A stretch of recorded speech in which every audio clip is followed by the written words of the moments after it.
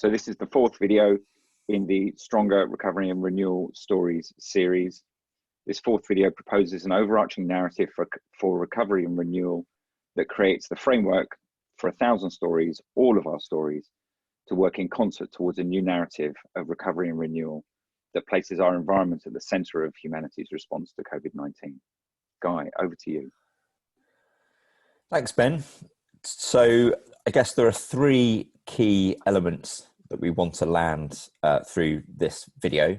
The first is thinking about story as strategy, and we're focusing on rebirth, so one of the oldest kind of story types, and the role of trust and rebuilding trust between institutions and the public. So we're going to talk about the importance of that.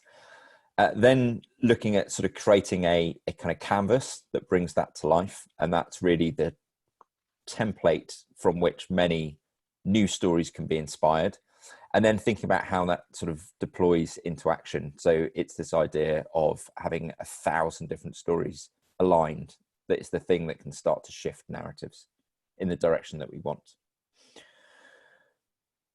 It's just worth reflecting. It's a unique situation that we're in at the moment. And in a couple of the previous videos, we looked at what has worked previously for the environment movement, as recently as the kind of new year.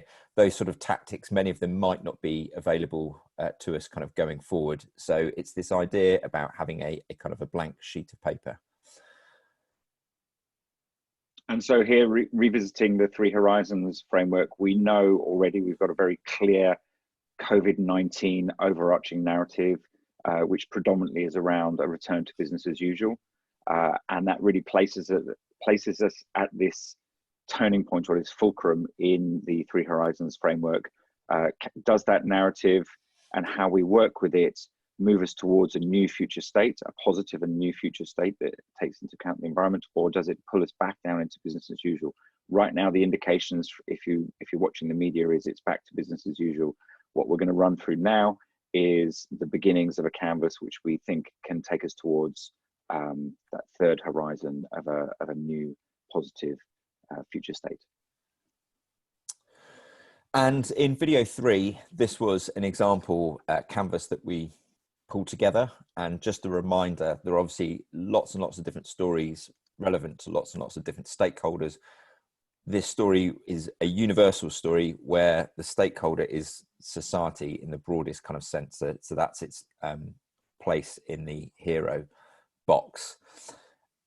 The point that we kind of flagged and want to flag again is that actually this idea about getting life back to normal as quickly as possible is a sort of understanding driver for stories at the moment, but is fraught with danger.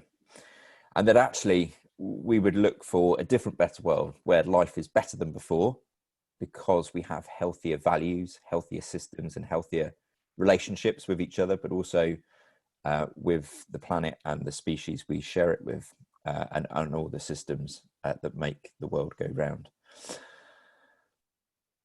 The hero in that story is kind of slightly different. We've sort of broken it down a little bit. So if we think about the kind of pre-surge stage, clearly healthcare professionals and volunteers are very much, and as we sort of go into surge, increasingly so. But adding to them is the sense that the citizens and communities that respond both in a resilient way, but also innovative way, are going to become part of the group through which we sort of recognize the kind of selfless, heroic behaviors that we're looking to elevate and celebrate. And actually what we would like to do post-surge is be in a position where governments, business and NGOs who stepped up and protected, but also kind of improved lives that help take steps towards that better world of kind of healthier values and systems, are in that heroic box. However, if we think about that universal story that is being told at the moment, and this idea about getting life back to normal as quickly as possible, it's very easy to see how, instead of becoming part of the kind of hero of the story, that governments and business and NGOs can become part of the kind of villainous particularly sort of post-surge. But we're sort of starting to see this now very, very clearly in the media, even just through the comparisons of different governments' responses to kind of information and the steps they took in early pre-surge stages. So we're not even starting to talk about economic stimulus packages and kind of what's our response been, for different countries around the world. So really what we want to do is make sure that we move from this idea of governments being compelling villain to actually how can governments and businesses become part of the kind of hero of the story. And so as an environmental movement, we need to be thinking how we can help government and business tell a better story, and how we can create lots and lots of those stories to help make the shift happen. So to start sort of filling in the canvas, we've got governments, businesses, NGOs who protected and improved lives in the heroes, and the environment movement in the mentor box. And we'll be discussing the gifts and the rest of the boxes and how they get filled throughout the rest of the presentation. It's clear to everybody who sort of works in story and narrative that we've never been in a situation where so much has been up for grabs, and clearly almost on a daily basis, seemingly sort of fixed and well-established narratives are being sort of challenged and kind of overturned and pulled in different directions. So there's lots to play for. One of the biggest things that we're sort of seeing playing out is the relationship that government has with each of those narratives, and in particular, the role of trust plays within their decision making and how that affects those narratives. And so for us, we feel we should really kind of focus on trust as a sort of a key gift. And this idea sort of talked about in different earlier videos about sort of making room for redemption and actually allowing them to sort of move from villain to kind of hero.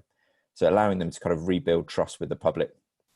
And one of the reasons why this is so important and going to be so helpful for those institutions is reflected in this Edelman Trust Barometer, which basically says people grant their trust based on two attributes. The first is competence, and the second is ethical behavior. And the second one is actually increasing in importance relative to kind of competence. So it's really about, do we trust these institutions to do the right thing to improve society? And at the moment, trust is at record low, and that's going to prove problematic because of the relationship trust has with power, for example. So can we help governments and businesses rebuild trust by supporting them to do the right thing to secure the future? So it starts to kind of give us really clear sort of roles, if you like, and needs within a story. So there's a chance for us to help other people reconstruct better stories and give them that chance of redemption. And in particular for the environment movement as a mentor, to use story and narrative for recovery and renewal, and for the idea of redefining healthy relationships with the economy and planet. And so ordinary world, that sort of frustration, we know systems are broken, they're urgent need of fixing, that's becoming more transparent. There's lots of representations of the kind of call to adventure at the moment about let's build better rather than sort of return to normal. And in terms of this idea of trust, well, actually, the lack of trust plays a really interesting villain in the story, primarily because it's representative of a sort of internal emotional journey of change that people need to go on. It's around attitudes and behaviors rather than being about people and institutions, although it is represented by them. And the gift, the environment movement, the greatest gift that they could play for this audience is by providing that trust. We talked also about some of the things, the tactics that have worked previously that might not be able to work going forward. One of the key things is looking at the allies with gifts that are now available to us as a kind of group of storytellers within the environment movement. And although this graph on the left represents America's most and least trusted professions.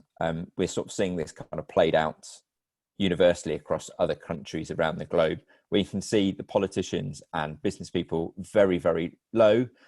Conversely, nurses, doctors, healthcare workers, teachers, in fact, most people on the kind of front line, scoring extremely highly for trust. And we're sort of seeing a big difference between some of the businesses that are stepping up and using their capacity to innovate, to make things better.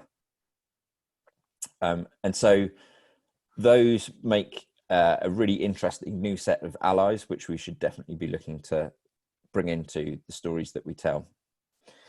And then finally, just to think about, again, in video 3, the highlights of the environment stories sort of pre-COVID, or right at the very kind of like early stages, which is actually about saving lives and protecting the vulnerable, about inspiring new thinking, making new connections, and then by mobilizing new action and providing real alternatives.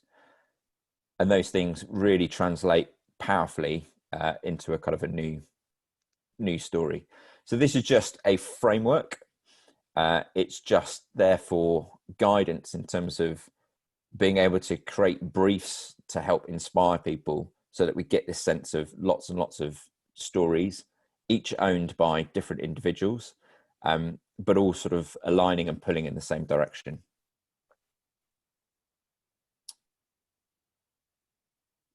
And so you can see, by essentially taking key components of what we've identified to be the current environmental story in relation to COVID-19 and placing them within what we're calling the overarching narrative, or the universal COVID-19 narrative, we can begin to shape and influence that narrative towards, again, in the 3 horizons model, towards a positive future state, hence this slide. Now, what we're aware of is the scale of stories that are emerging and really prevalent around a return to business as usual, and whether they may actually be overwhelming in the face of trying to shape a new COVID-19 environment story, or potentially whether going out too early is problematic or simply the wrong time. So what we want to do in later videos, in later thinking, is think about the stories and narratives that we might use as we move back towards business as usual, to lay down the groundwork to support individuals, communities, organizations, societies in transitioning from a return to business as usual over into a more desired future state.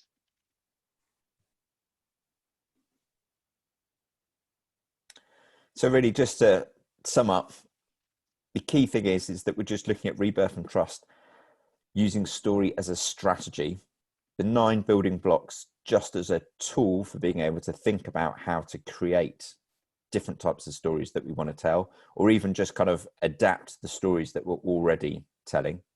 And then to actually think about how all of those new stories, once they're kind of out there and being told, are all starting to kind of pull in the same direction, so that we can start to shift all those kind of narratives, but through one lens, about sort of rebuilding trust and making sure that we get to a point of recovery, but also renewal, and that we end up with the healthy planet and the healthy systems that we're all looking for.